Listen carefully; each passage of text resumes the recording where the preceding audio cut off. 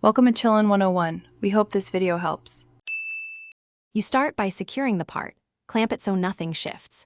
Use a center punch, then drill the hole to the tap drill size recommended for the repair insert or new thread.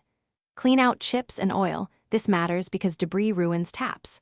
Once done, verify the tool angles and choose the proper tap for material hardness. Make sure to use cutting oil for metal. You want a clean, concentric opening so the new threads track perfectly when you begin cutting. You now tap the hole slowly, keeping the tap perfectly square and backing out frequently to clear swarf. If you chose a helicoil, start the coil on the tang tool and wind it in until its top sits just below the surface, then break or remove the tang as instructed. If using an oversized thread, test fit progressively larger bolts until you reach a solid fit. Throughout, keep parts lubricated and verify thread engagement so the repair will hold torque. You finish by removing installation tangs and deburring the entry so fasteners seat cleanly. Thread in the correct bolt and torque to spec.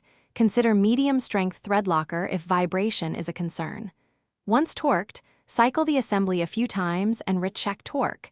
This confirms the repair holds. Troubleshooting tip. If fit feels loose after installation, stop and retap one size larger or use a threaded insert with large.